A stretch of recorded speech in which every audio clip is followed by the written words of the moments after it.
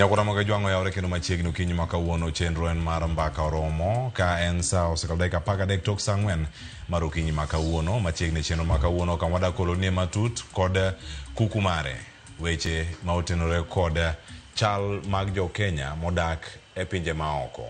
Thoth jo Kenya kora mga jwang nitiere pacho ka moko wuok dhi e pinje maoko ka dhi manyo tije kata chenro mopogore opogore matero gi e pinje maoko, to thothgi okong'ega gigo madwarore monego lu kapok iwuok oko kidhi ndikori kata ka ng'ato mi tich kama idhieno.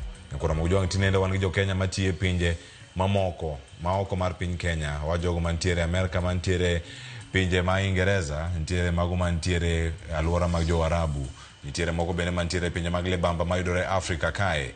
To bende ng'eyo chal mar ngimagi, ratiro mane ma gintiere godo.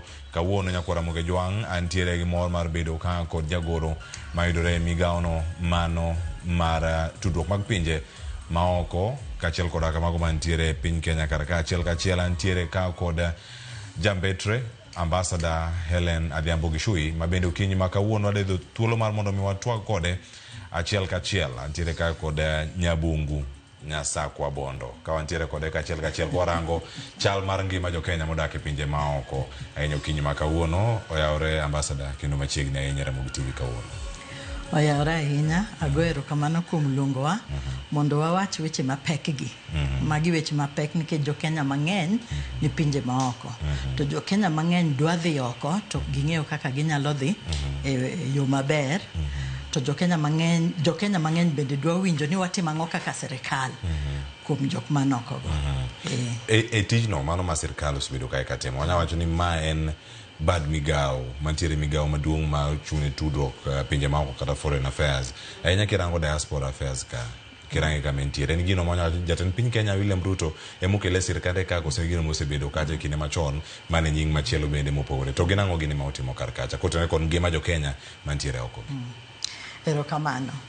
Koro foreign affairs nosebedo ka timo tije mag ng'iyo maslahi mag jo Kenya manoko.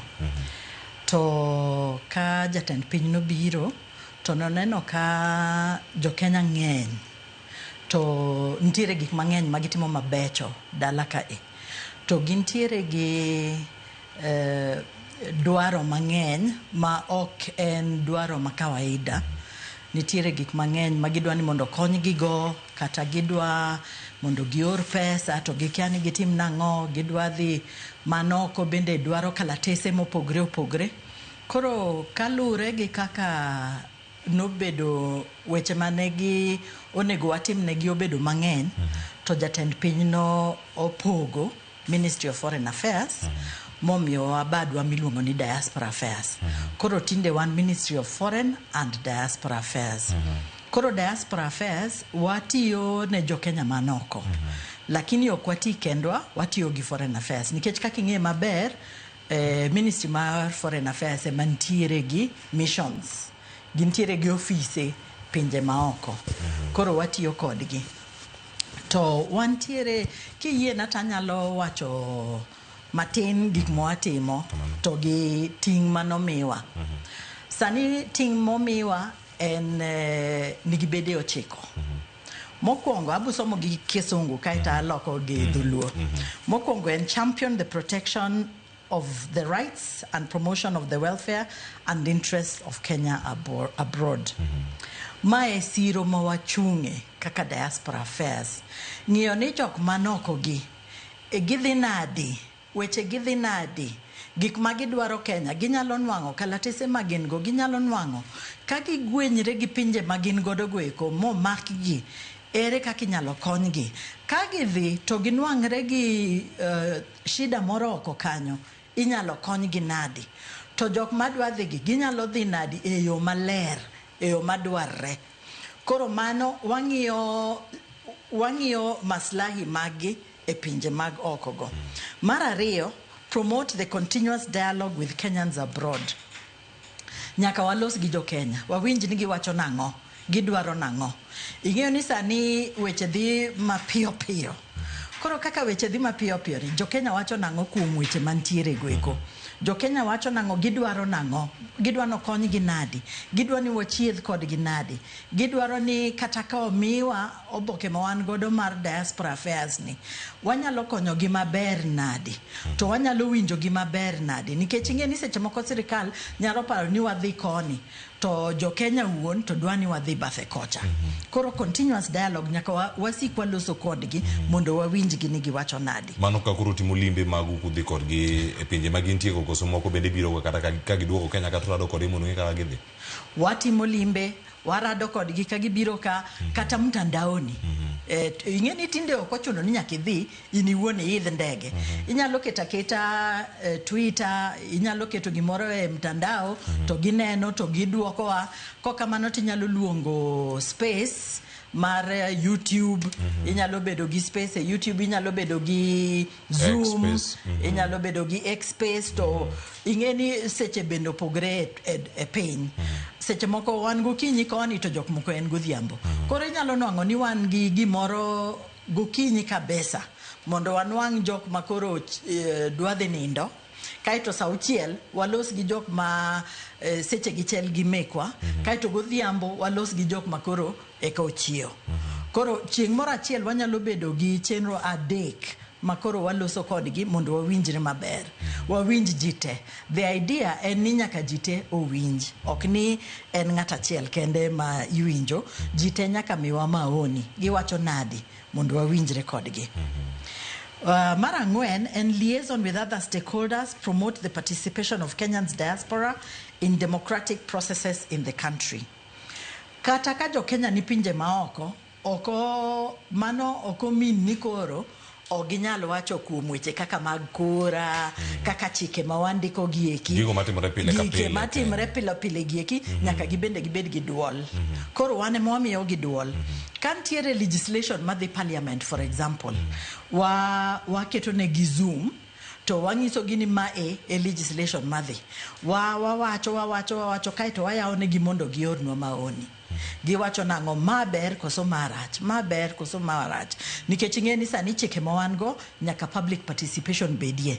Koro public participation gibende gin Kenyans, koro nyaka gi participate. Develop incentive framework for diaspora remittances. Apa ni mae wach mapek nikech sani jowa man pinje maoko oroga pesa dala. Ka ng'ato tuo, ka ng'ato nitie osiptal, ng'ato tho, gihawi marach, nyathi moro nie school, to school fees onge, chiemo rumo, oro moro biro, to gioro pesa. To seche ma gioro pesa gieki, to ing'ado gi pesa mang'eny. Koro wasebedo kwa loso gi jok ma ntiere space mar remittances, mar oro pesa ni. Wawacho ni ere kaka ginyalo oro pesa, machop ne jok ma gioro negi tok ng'ad gi pesa mang'eny. To kata ka gioro remittances gieki, ere kaka remittances gieki ok lal ne wach chiemo kende, to gi osiptal, to gi ike, to gi school fees. Ere kaka pesa magioro ni inyalo ti godo maber mondo gibende ginwang' pesa moro ewi pesa magioro no. Iluongo ni investment, tabuloso kuome matin, bang'e matin. Kaito harness diaspora savings, facilitate foreign direct investment and technology transfer. Ma ema wacho na bulose bang'e matin. Nikech ka gioro pesa, to ing'e ni ng'eny thoth ndalo ka jo Kenya oro pesa to lal. Seche moko wetewa inyalo ng'ise ni onyiew ni puodho moro matin, to oro ni picha to puodho moro ni no ok mari, oro ni ot to ok mari. Kiduogo dala tinwang'o ka chunyi nyalo chung' nikech ma wach manade. Or ni picha, or wuondi ni oseger ni ot, to kare mana od jirani emo or ni picha. Kato nyieo ni lo ting'eo lo. Onyiew ni lo to ok onyiew ni lo. Oro ni kalatas moken maradier. Koro abulose matin to watemo konyogi mondo ka gioro gik ma gioro goeko, kata ka gidwa timo gimoro to wakonyogi, wa safeguard pesa gino mondo kik lal. Nikech ng'eny ndalo apani usewinjo weche mang'eny, usewinjo jo Kenya mang'eny ka ywak kabisa. Nikech pesa gi olal, weche gi ok odhi maber, owuondgi, ka seche moko bende gi pinje maoko gisebet kanyo kata higni 10 koro giduogo to giparo ni gin gi gimoro to ginwango ni gionge gi gimoro mano affect gi marach kabisa wi nyalo kata kethre nikech isetiyo matek ing'e ni in gi gimoro to kichopo to ionge gi gimoro koro kanyo wabende wang'iyogi mondo wakonygi kanyo ero. Liaison with the Ministry of Labour in implementation of the Labour Migration Policy as well as the Global Labour Strategy. Apa mae wach makoro sani twak kabisa nikech ji mang'eny osetieko skul to gionge gi tich. Ji mang'eny osedhi oko to tije mane giparo ni tich nitiere ginwang'o ka gimoro nono.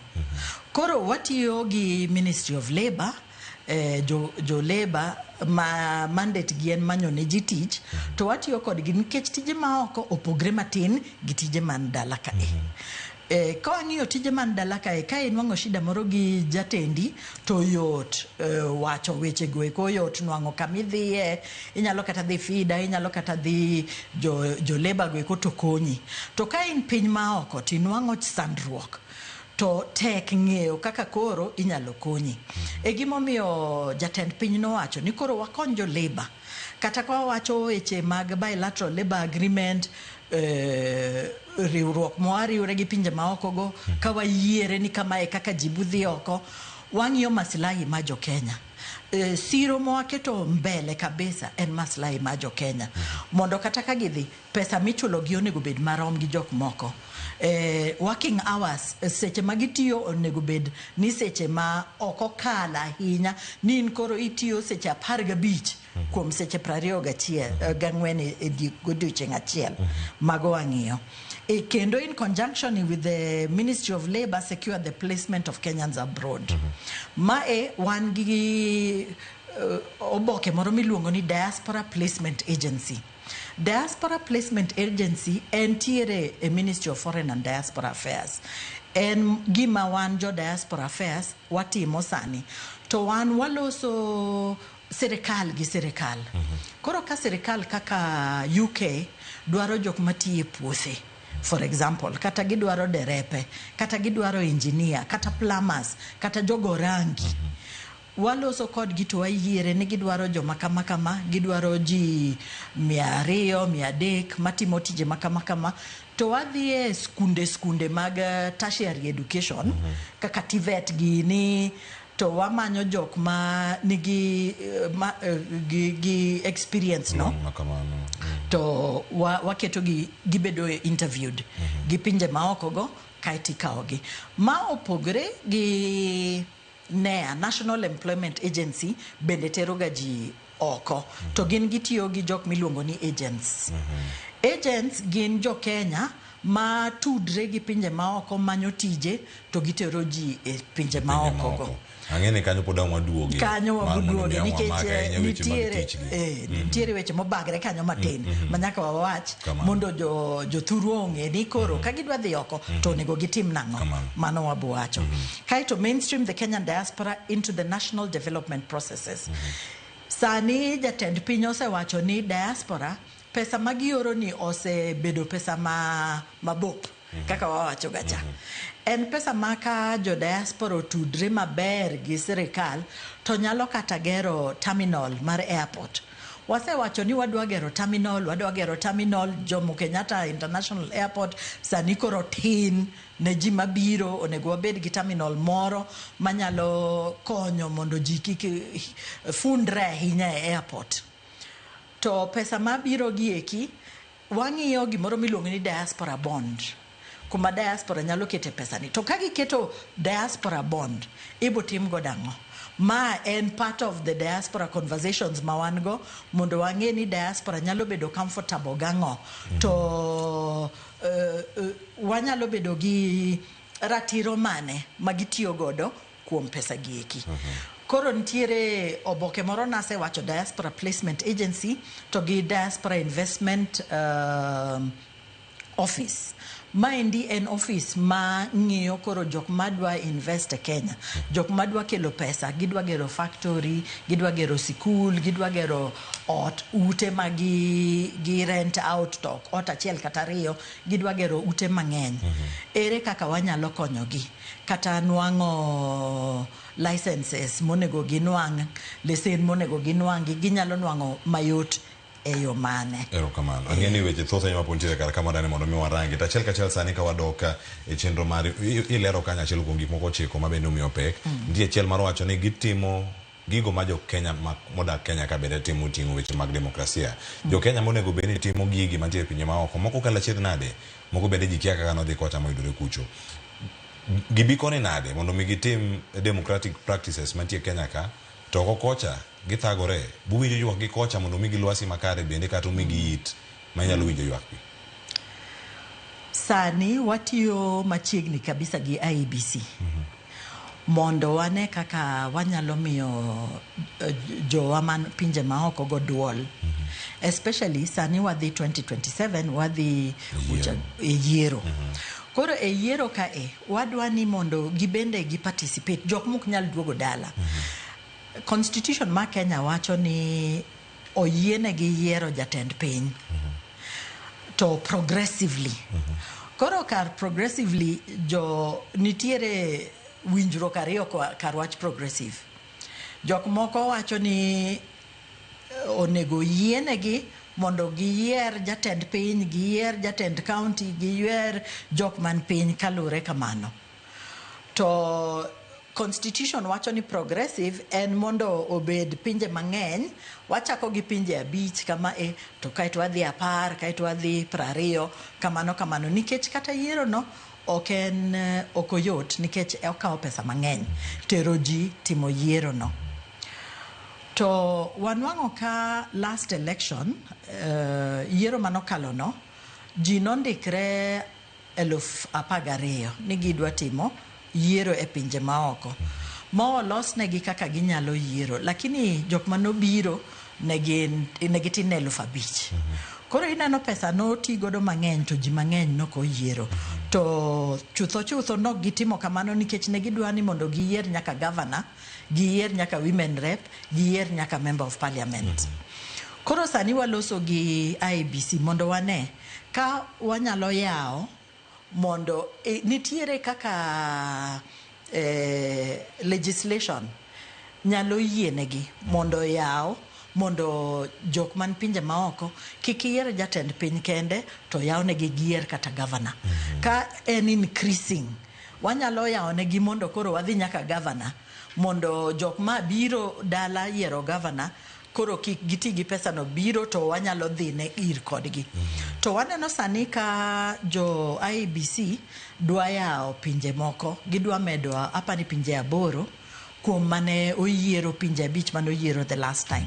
Gidwa medo obed pinje 13 sani koro, between 13 gi 15 ma nyalo yawo ne jo Kenya mondo ogo kura ka gidhi oko. Miyo wantiere conversation sani waloso gi jo IEBC mondo wayiere ni gini wabotimo nang'o. Erokamano ahinya. En saa 4 oseromo kanyo dakika 30 wadaka ywe masani kaduogo pod antiere kae kod Ambassador Ellen Adhiambo Gishui mabende en jagoro e migawo no mano mar tudruok pinje maoko. Watwaka kotenore kod ratiro mag jo Kenya modak e pinje maoko. Okinyi ma kawuono ka wantiere kar kae ote osechako donjo kae mathoth ahinya medorogi. Ote wa SMS line en 330 Facebook wantiere live Ramogi TV Kenya e mbui mar YouTube kama yudo wakacha achiel kachiel. Penjo mantiere godo ore ka intiere kar kachiel kachiel. Ka in jal madago simu, namba mar simu bende intiere piny kar kacha. Makirange kacha en 011-015-0091. Kigoe to adhi thuolo mar twako bende achiel kachiel kama intiere kar ka. Ang'eyude piny kanyo ma screen kanyo mari kama wamedo mana dhi nyime kode achiel kachiel. Ka waduogo e tielo mar ariyo kod tielo mogik bang' yo makawo sani kik idhi mabor.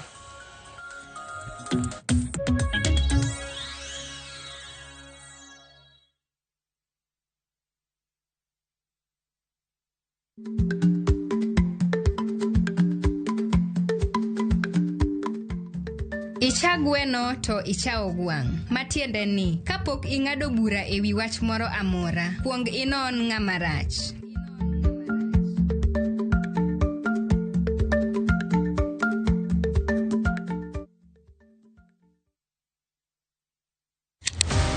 Tich ang'wen ka tich ang'wen, wafwenyo teko mar pok mari. Ochalo like gima nasomo. To ok nasomo e polytechnic. Nena inajua kali tu. Kaka kora timeni. Pok opogore. Keto lere wi jogo mapile loko michgi, obedo ohala madhi maber kendo bedo yo mar yuto margi. Tigoni inspiration ayudo kuom jo Masai. Ineno. To ipuonja mondo an be nopuonja mondo an be ang'e loso. Ochoko glass machalo kaka takataka to wachwakogi kasto waloso gik mopogore madhi e ute mopogore. Tich ang'wen ka tich ang'wen, saa 2:30 okinyi. Mana e Ramogi TV. Kik bai.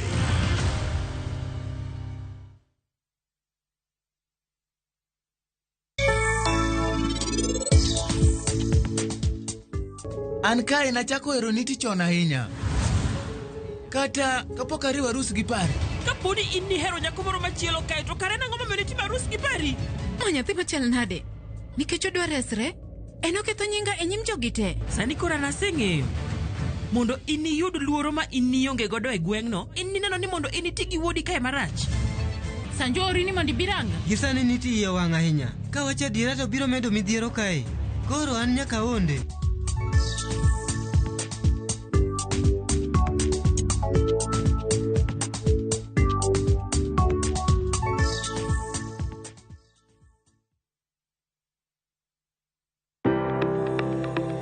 Ringreni wuoyo, to be ichiko iti, en aonda, rem mora mora, en ranyisi ni ringreni wuoyo kodi, e penj laktar, walero weche ma ringreni temo nyisi, ka wakelo ni paro mag jomolony, to wacho ni mondo mibed gi rageng' maber nyaka bed ni chiemo makare, nikech askechegi iloso kuom chiemo makare michamo. Paro manyalo reso ngimani. Kochopo kar food allergy kae, to kinga ma del ma ng'ato chako gore gi chiemo mochamo. Kod weche mag thieth mayudore achiel kachiel kuom joma olony. Nyalo bedo ni ng'ato nigi ratil man malo. Koro konyono to onyono to choke cartilage ka toyore konyono nikech ratil mare man malo. Mano nyalo miyo bende ng'ato nyalo yudo arthritis no. E penj laktar gi Ruth Otieno, wuok tich nyaka tich abich, saa 12 odhiambo, mana e Ramogi TV.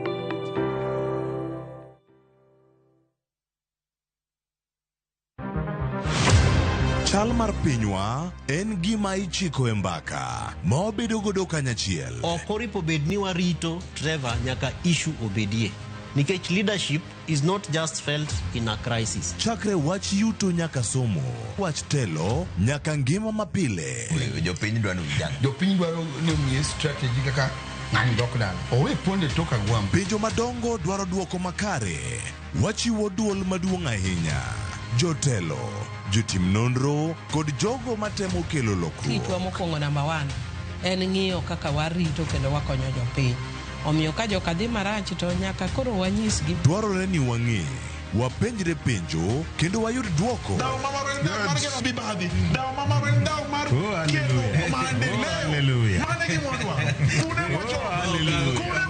Riuri kod Trevor Ombija, tich adek, saa 3 otieno, mana e Ramogi TV.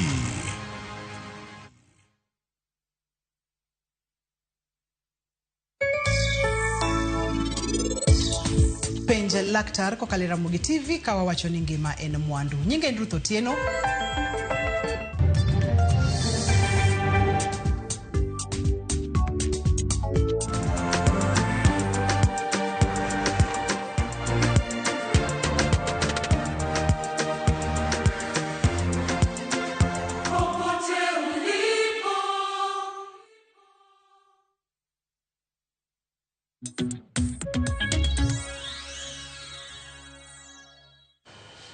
Macheni kendo nyako Ramogi jwang'e mor mara ni podi kete kar kae chenro ni mano mara mbaka oromo ka wantiere kodi kachiel wabed kod ng'eyo ni to piny Kenya ringo yo machal nade kotenore kod jogi duto chenro ma itimo mawuok e pinje maoko. Nasingo ni kane tielo mar ariyo ni kwa duogo wadhi bedo gi thuolo mar kawo simbe kachiel kod kawote mopogore madonjo pod antiere ka kod wendo mano jambetre mabende wanogo e studio kachiel Elena Dhiambo Gishui ma wacho nosemolo ka kendo medo kolonwa kaka migao bende ringo.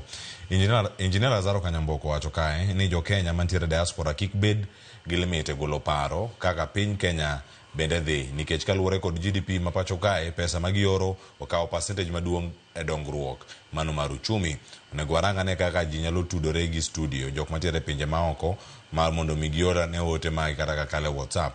Mano kama jok moko bende nitiere joma ni diaspora nyalo golo paro mano one on one wacho ni mane mit studio agoniro kamana ahinya bende kaka ginyalo tudore kod migawo mano mar tudruok mag pinje maoko mano bang'e ni ambassador ngi thuolo mar duoko. Jakogelo dhis wacho ni yawre antiere chenro kar kae antiere Oriang kendo ane chenro mar mbaka oromo kae. Kevin Oko wuoda wasi asemolo kendo antiere president kae chenro kamana ahinya koro imiya paro ma intiere godo kata ka ine chenro kar ka imiya ne paro maling'ling ma intiere godo kiyudo wachiel kachiel e mbui duto te mag Ramogi TV ka wantiere ka ng'asomo parogo ka kwamedo sudo kodgi. Amiya ne ambassador thuolo mar mondo miyo lerno ang'e kanyo nitiere weche mag tudruok ka ng'imiyo kanyo ka watieko kama jo Kenya manoko nyalo tudore kodu e yo makare. Kopogore gi mano nitie migepe mamoko ma pod nitiere kar ka wach ma oganda ok daga losi ahinya. Nitie jok magolo ji Kenya ka tere pinje maoko gima chalo kaka uso dhano kata uso ng'ato yor tich kuonde ma gintiere ilere kata ni weche mag human trafficking oyudore bad migawo mane ma ponono nitiere to bende ok gi kawo ga mag rito ratiro mag jo Kenya kata kapok giwuok oko. Erokamano. Warwako jo diaspora mondo los kodwa kabisa to wan gi handle mar @diaspora_ke @diaspora_ke. Ubunwango wa e Twitter, ubunwango wa e LinkedIn, ubunwango wa e Facebook, ubunwango wa e YouTube, ubunwango wa e Instagram to gi TikTok. Wan kuonde go te nikech wayao mondo wawinj jo diaspora duto, wawinj gik magiwacho. Ok wadwa loro ne ng'ato oko. Ber mondo wawinj gik ma ji wacho mondo kata ka wamiyo service kata ka wakonyo to wang'e ni wakonyo gik ma owinjre. To wan gi website bende diaspora.go.ke. Kidwaro winjo ni weche wadhi nadi watimo ang'ono wadwa timo ang'ono to donje website wa mondo ine kaka watimo to gi kaka wadhi nyime. Iwacho wach moro ma apani onego koro walose matin wach ma jok madhi oko to giluwo weche ma giluwo yo mogwenyre mamiyo gi ka gichopo kocha to gisandre. Bad migawo ma wan godo Diaspora Affairs ni jatendwa iluongo ni Roslyn Njogu. To wantiere gi bede matindo tindo 4. Mokwongo iluongo ni welfare. Ma welfare ni esiro mwachungi. Nikech wang'e ni ka jo diaspora ong'i weche gi maber. Ka ginwang'o kalatese monego ginwang' kaka birth certificate, passport, driving license. Nikech mondo iriembe pinje maoko gonyo kibed gi driving license. Wakonyo ginwang'o kalatese go e yo mayot. Seche moko bende wadhi oko kuno miyo gi kalatese go eko. Mar ariyo jo welfare gi king'iyo ratiro. Rights mag jo diaspora. Ka ine osuptal to ituo kata igwenyre gi sirikal ma intiere e piny ma intiere no to maki ine jela. Watemo ng'iyo ni wanyalo limi nadi, wanyalo konyi nadi, wanyalo chopo tudre gi jou nadi mondo ging'e hali ma intiere. Ase wacho kuom nafas ma loso kuom demokrasia, legislation ma wan godo, weche ma watere parliament gi kaka wa bedo gi spaces ma diaspora nyalo lose. Kaito wan gi chike mag piny, sama waloso chike mag piny gi bende warwako diaspora mondo lose. Welfare bende ng'iyo maslahi ma jo piny. Kaka tugruok mag pinje maoko gi Kenya, bilateral labor agreement. Magi gin tudruok ma wayiere ni ka jo wadhi pinje maoko to onego chulgi pesa makama, onego gibed kama, onego giti seche marom kama to chiemo bende onego gichiem okun mabus e pinje maoko go. Kaito waketo sei bende gi pinje maoko MOU, Memorandum of Understanding gi dho Kisungu. Waketo sei to mae e gima State Department ma Diaspora Affairs tima ahinya. Waketo sei gi pinje maoko nikech ma to yot timo. bilateral labor agreement kaoga time ahinya, lakini MOU to yot kao, to waneno ni sani koro ji mang'eny dwa dhi oko. Koro waonge gi 2-3 years higni mang'eny mondo wago mbaka ka wawacho wadwa kama wadwaro MOU ma koro protect jo Kenya madhi oko go wan kanyo. To bende sani waloso gi sirikal mondo wane kaka wanyalo bedo gi safe houses.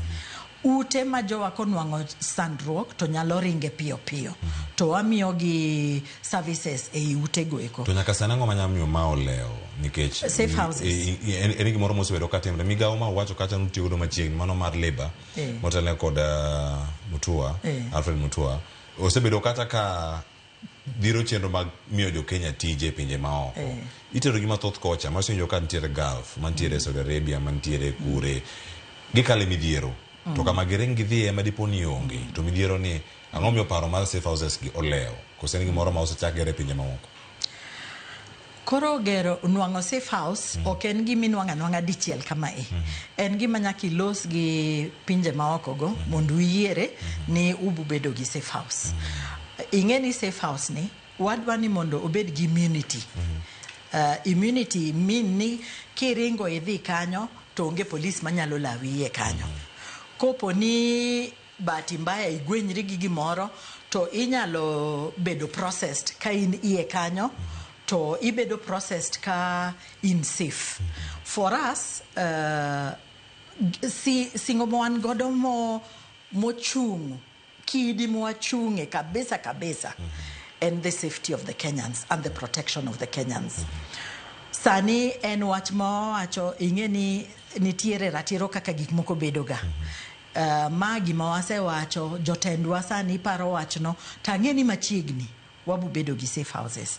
Sani endi ang'e ni wach mawachre piny wacho weche mag nyiminewa mantiere Saudi manonyuol.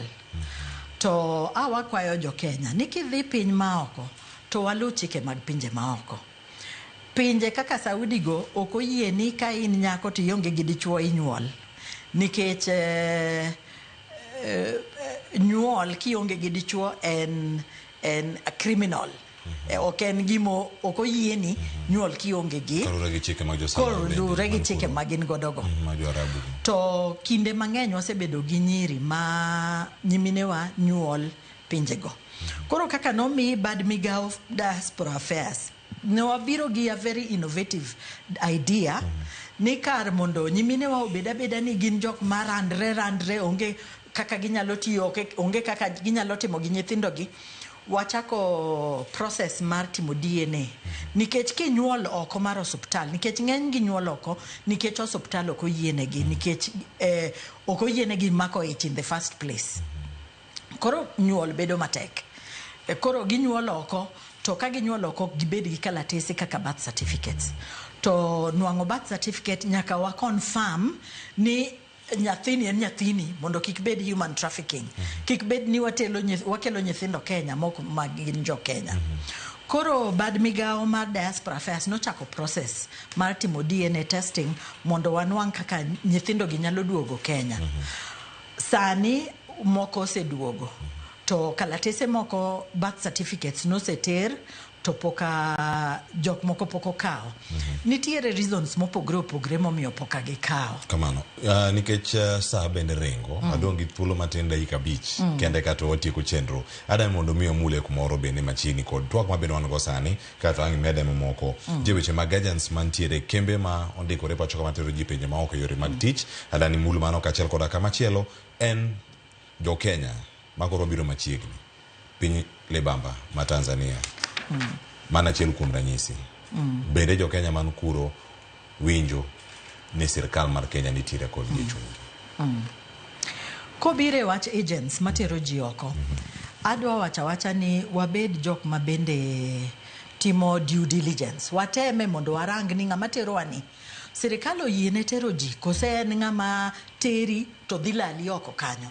Dhi weyi ibedo ng'ama chokora ma onge gi kama dhiye. Koro samidwa dhi oko wakwayo kuom muolo please ngiuru National Employment Authority gin gi list monego ter ji oko. To ka oponi okinyal ng'iyo list no, gonwa sim State Department bad Diaspora Affairs. Ipenjwa ni ng'ani dwa tera oko to dwa tera tich machal kamae kamae. Mondo warangni. Ka ng'ato ng'isi ni idhi oko to contract misign no, kalatas misign no, ene dhok moro moking'eyo. Mano is a big problem. Kiki yie ni ng'ato teri to oking'eyo. Ka ng'ato ng'isi ni miya passport ni alos ni giki to oking'eyo, ing'isi mana ni dhi airport chieng' machal kama to oking'e ni dhi kanye, mano is a big problem. Ng'ano traffic yoteri oko, idhi sandi, idhi bet mabus oko kanyo. Kiki yie. To chieng' midhi oko tafadhali nyiswa kaka Diaspora Affairs kata Foreign Affairs kata embassy e piny ma intiere no, nyisgi ni dhi kama to sim mare ng'ama idhi tiyo ne en sim ma kama tidhi e ot machal kamae. Kiki wuog Kenya tikia kumidhiye, idhi kanye kikia kumidhiye. Ka ng'ato ng'isi ni kiki ng'is ng'ato kumidhiye, mano sida maduong'. Oketie bugo mokinyal wuoke. Nyaki ng'is ji ni idhi kanye. Nyaki ng'is jonyuol ni dhi kanye. Ka ng'ato ng'isi ni wakal boda kae wadhi idhi wuok gi Tanzania kati wuok gi Uganda, nang'o to wan gi airports Kenya.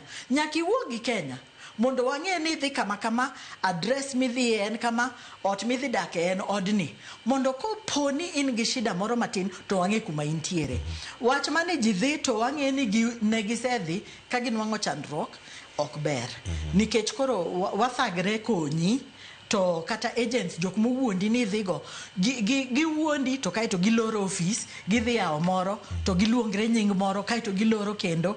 Magi jok mondego mak. Nyocha olor 600 jok mane timre kamano, lakini ing'e ni lorogi to gichako kendo gi nying moko. Koro wabende wabet jok motang'. Wapenj ni kumwadhiye ni en kanye, address mwadhiye en kanye, to ung'is jo Foreign Affairs gi embassy kata jo Diaspora Affairs ni kae kuma wadhiye. Kuom jowa man Tanzania, embassy man Tanzania nosemiyo gi namba sim maginyalo godo sim piyo mondo konygi. Wang'e ni nitiere ng'ato achiel miluongo no Gutu manonindo kuom weche manowuok gi wagomos makende kuom familia. To watemo timo kaka serikal temo mondo wanwang' del mondo waduog dala mondo oike maber. To wakwayo jok mani pinje maoko gi walure gi chike mag pinje gweko. Kik wabed ni wagwenyre gi chike mag pinje manoko go. Kamano, ang'eni wachopo kama wada tieke chenro ayanga kama ntiere kar kae. Wach mari mogik ilose weche mag investment nikech mane kumoro mane pok wamula ahinya ka ng'imule kar kanyo. Bedo wach mari mogik yote ni ne jo Kenya keto mwandu ne jogo mantiere pinje maoko mondo mi ka giduogo pacho kik gibi pacho ka onge kama gichak godo ka dak magi pinje maoko bende orumo. Mane mangi medi kata gi wach mari mogik ka watieko. Okay. Kuom wach investments wakwayo ni ka idwa timo investments kikitima investment kiki mi owete ni pesa kata nyaminu kata minu pesa dogere di jamo no kikornwa dola wang'eyo ni waherre kaka jodala waherre to waamini jodala wa lakini waseneno thoth ndalo mathoth ni pesa maor gieki dhi kalal. Koro waya office miluongo ni Daiso ni bukonyi nwang'o license monego inwang' kidwa gero factory ni moro matin, idwa gero giri moro matin kata idwa invest. Kata kidwa investments miluongo ni silent investments kaka shares, kaka treasury bills, to wanyalo konyi mondo inyiew piyo. To bende ne waseyawo platform ma jo diaspora mondo ginyiew gigi eki kendgi. To wakwayo ni kiki luorwa. Wan jok ma temo mondo wakony jo diaspora mondo investments gi obed protected. Watemo mondo wakony gi mondo gi odhi nyime maber to dhi e yo maber bende mondo ginwang' mwandu ma gidwaro no e yo mayot. Kik bed gi gimoro ma thago gi ahinya. Wakwayo ng'iswa uru samudwa timo gigi mondo wakonyu. Wan kanyo konyo jo Kenya. Tijwa en konyo jo Kenya. Kamano. Ruth Ntuchung wacho ni aneno ni ratiro mar oganda mantiere pinje maoko chakore gi eyo mane giwuok godo pacho kae. Kane giwuok girach kata eyo maoko riere kata gobok mabandia sama koro giyudo kata yudori kama tek. Iwacho kanyo koro kama yudorie akire kiki oko kono to kony bedo matek. Mar ariyo, piny ka piny nitiere gi chikege. Sama ng'ato oseketho chikego to koro nyaka oyud mana kum moromo gi kethone. Koro kila ng'ato nyaka beda motang' kik gitero yoma e pinje jok moko. Penyna Nyabungu niya, seche ma omak jowa e pinje maoko gi, chik wacho nang'o? Bende oyienegi donjore gi sirkal makono ponono ni kum en life sentence. Mar ariyo, ka ng'ato oro ne min gi pesa mondo mi ogedne to chamo, mano bende gidonje koso mano en family affairs. Mogik to joma chuo matimo biashara gi nyidendi asto ni iluoko to bedo nade. Aluoto wakanu moja inako tigra giote mag Ruth Athio chien kanyo koro kwa tieka chuoth walore di kanyo. Ing'eyo ni jo Kenya kata modhi e yo marach kata momaki kata motimre nadi pod gin jowa. Pod gin jowa to pod wang'iyo maslahi gi. Koro kata kidhi e yo marach kikiluor ng'isowa ni adhi to no ka ng'isou to an gi shida machal kamae. Sani wan gi call center bade mawan godo diaspora affairs ni wayao call center 24 hours inyalo go sim mi wach ni in gi shida makamae to wan gi WhatsApp line mo abuketo mtandao sani mondo jionge WhatsApp line ni inyalo oro mondo komaki kata igwenyri gi sirkal mapinje maoko go inyalo konyi. Ka in gi life sentence to ing'e ni sirkal bende loso ga sirkal gi sirkal. Seche moko life sentence no nyalo bedo commuted, nitiere agreements ma sirkal gi sirkal bedo ga godo, transfer of prisoners, wan gi different agreements. To lure gi hatia ma in go.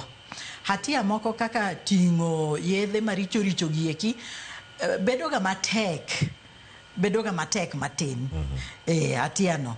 To family affair ka ng'ato ioro ne mama ni pesa e gimomiyo sani waya office ni daiso mondo wakonyu nikech mano to family affair. Pero kawado iwacho ni ko orto chamo mano chama mano mambo emo chamo gimo chamo boko lang to koro tigo apis machielo mar daiso mar mondo mi chop kar kacha.